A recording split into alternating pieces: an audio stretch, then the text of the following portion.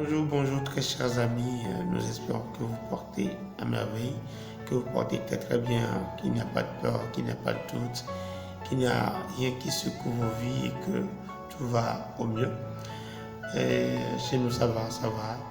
Et c'est avec un grand plaisir que nous nous retrouvons encore en ce moment autour d'une nouvelle vidéo.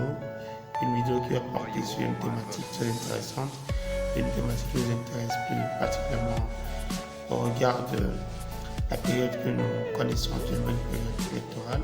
Nous allons parler du vote. Oui. Une élection, c'est quoi? Une élection, c'est un processus dans le cadre duquel on invite les citoyens à porter leur choix sur un candidat ou des candidats. Ça dépend alors du mode d'élection.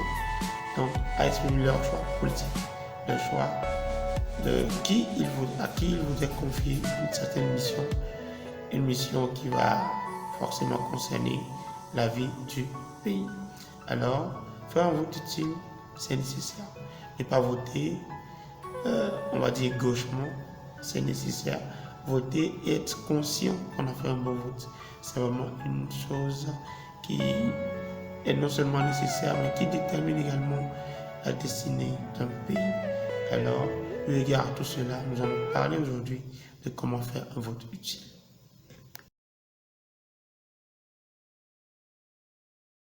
Déjà, sachant que dans nos milieux, ici, nos milieux africains, généralement, quand il s'agit de voter, les électeurs vont aux urnes et expriment leur choix en fonction de certaines considérations. Bien souvent, il s'agit par exemple de l'ethnie, de la famille, des intérêts personnels, des amis, des intérêts amicaux, des intérêts partisans et autres.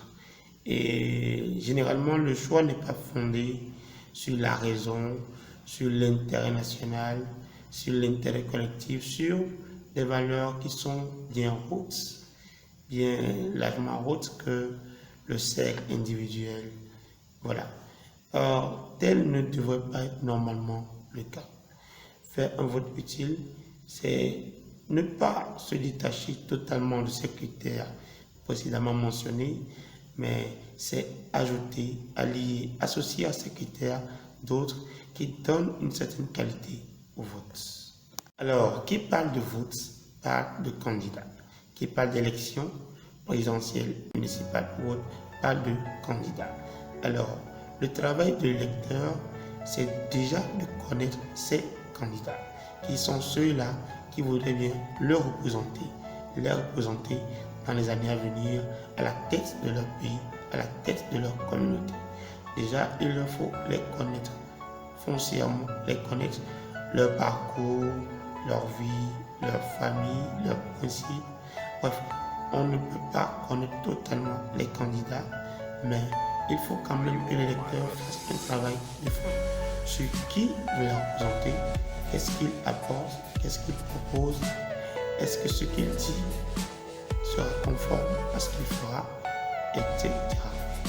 Bref, le concept de la connaissance des candidats est vraiment sinon la condition de la connaissance des candidats est vraiment important dans le cadre d'une élection telle qu'elle soit. Donc, passer cette étape de connaissance, il faut que l'électeur fasse un travail minutieux chez lui. Nous allons parler de travail individuel. L'électeur, c'est celui qui veut quelque chose. Il s'en va exprimer son vote en espérant quelque chose.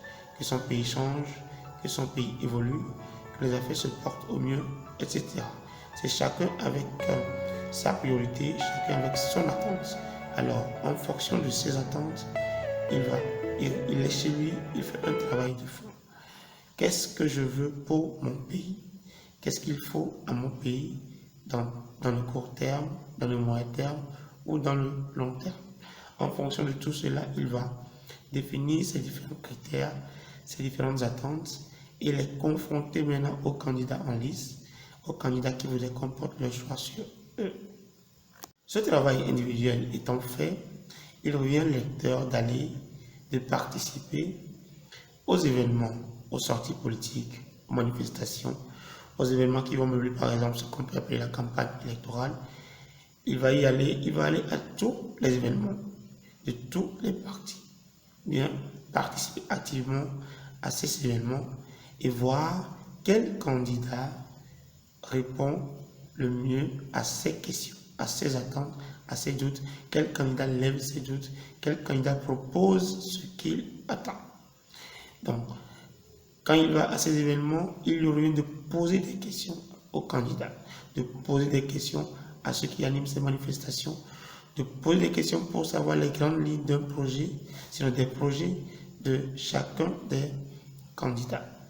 Bref, quand il fait ce travail de poser des questions, il collecte des réponses, il est situé sur le candidat qui va répondre au mieux lorsqu'il sera au pouvoir à ces questions, à ces attentes et proposer les meilleures solutions au pays, pas à lui-même individuellement, mais au pays. Il a collectionné les différentes réponses lors des différents événements politiques de tous les partis et de tous les candidats. Il revient chez lui, il fait encore un travail de fond, une analyse profonde pour voir quel candidat propose est assez cohérent dans son raisonnement, dans son projet. Parce que pour choisir un candidat, il faut quand même que l'on se fie à son projet. Un candidat, c'est une personnalité, c'est un parcours, c'est une volonté, c'est un projet fondé sur le patriotisme, sur l'intérêt national. Donc, l'électeur fait cette analyse profonde et détermine chez lui quel candidat pourrait voter, donc pourrait solutionner les problèmes qu'il voit son pays affronter au quotidien. C'est fort de cette analyse que l'électeur fait son choix. Fonder son choix uniquement sur un intérêt, sur des critères partisans, ethniques, familiaux, amicaux, font que, sinon fait que nous faisons un choix qu'on peut qualifier de gauche, un choix qui n'est pas forcément le meilleur pour notre pays. Donc, pour résumer, pour aller de façon très brève, l'électeur, c'est celui qui, par son vote, détermine l'avenir de son pays. Alors, il est vraiment important de faire son choix de vote en se fiant à un projet fiable, un projet sûr, clair, concis, un projet qui mérite une confiance donnée, pas en se fondant sur des critères qui ne sont pas vraiment les vrais, qui ne sont pas vraiment les bons.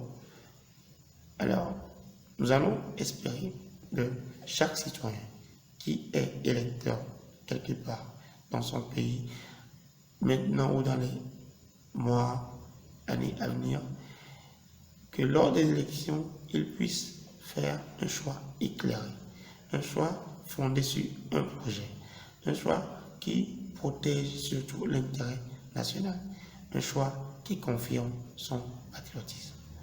Nous espérons que vous avez bien suivi, que vous avez été vraiment des nôtres et que ce que nous attendons de cette vidéo sera fait dans le quotidien de chaque citoyen d'abord et électeur selon les circonstances. À très bientôt.